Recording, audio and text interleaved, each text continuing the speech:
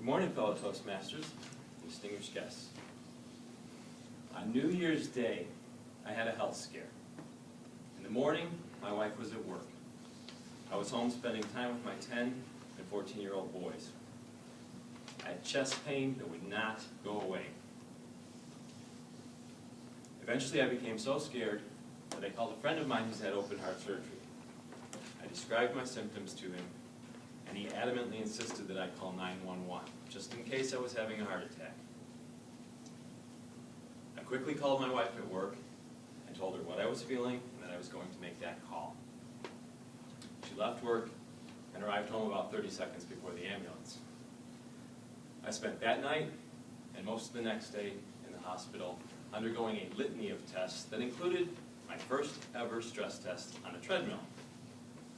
All I can say is that making someone take a stress test must certainly have a negative impact on treadmill sales, because I don't care if I'm ever on a treadmill again.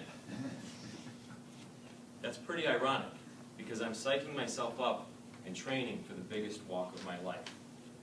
Well, the reason why is shortly. 1 week before the most important thing that came out of that hospital stay for me is that my cardiac and respiratory systems received clean bills of health. My digestive system wasn't so fortunate. I was diagnosed with GERD, gastroesophageal reflux disease. It seems to be getting better now that I take 3 pills an hour before bedtime each night. I jokingly tell everyone I know, I don't drink anymore. Now I take drugs. A few people have told me that apparently I would be better off specifying that the aforementioned drugs are prescription drugs, but specifying just doesn't make it as much fun to say. 1 week before my hospital stay, on Christmas night, we visited my wife's cousin and her family. It's a yearly tradition for our family to go to their house every Christmas night. My wife's cousin has 2 daughters, aged 13 and 16. Most of the evening, Megan, the 13-year-old, sat on the couch quietly under a blanket. We all thought she just wasn't feeling well. It turns out we were right. At some point during our visit, she went upstairs to her room. And a while later, her dad followed her, and they never came back downstairs during our visit. So we left without saying goodbye to them.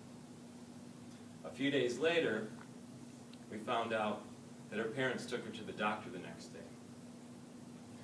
The pediatrician sent them straight to a children's hospital, after giving the dreadful news that no parent ever wants to hear. There's no easy way to say this, but I think your child has cancer. This sweet, innocent 13-year-old was diagnosed with stage 4 alveolar rhabdomyosarcoma, a very rare cancer. Literally, this cancer affects 1 person in a million. She's now on a 54-week cycle of chemotherapy and radiation treatments to beat that disease. Talk about one sentence turning a family's whole world upside down. When I left the hospital, I started the year feeling very, very lucky. Much luckier than Megan. But I couldn't stop thinking about her and her family. Their whole situation left me with a feeling of helplessness. There really isn't much I can do for them as they endure this unwanted ordeal. But the new me, more focused on health and wellness, was looking for something to do. I was in search of some amazing way to show that I care about them. It dropped into my lap via an oversized postcard from Avon. To me, it gave new meaning to the old phrase, Avon calling. On June 6th and 7th in Chicago, I will participate in the Avon 39-mile walk for breast cancer.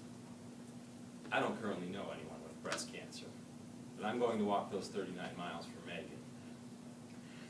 The event consists of a 26.2-mile winding walk through Chicago, followed by a hot meal, hopefully a hot shower, some entertainment, and camping in a tent village that night. Then getting up on Sunday morning, having a hot breakfast, and walking 13.1 miles back to the starting point.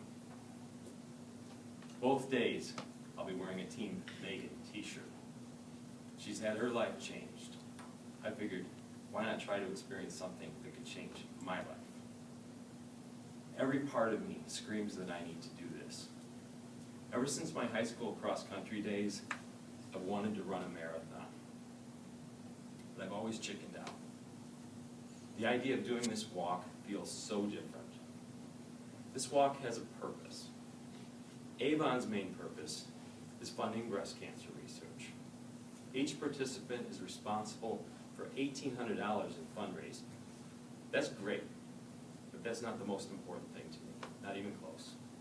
I'll be doing this walk to show support for someone I care about. My blisters, aches, and pains will pale in comparison to the battle Megan's waging.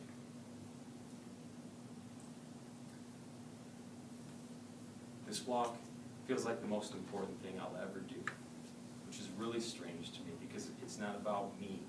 It's like a call to arms, or legs, if you will. I have no idea how I'm going to walk 39 miles in 2 days other than one step at a time.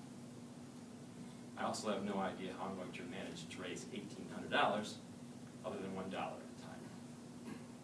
I just have one question. Brother, can you spare a dime? Mr. Toastmaster.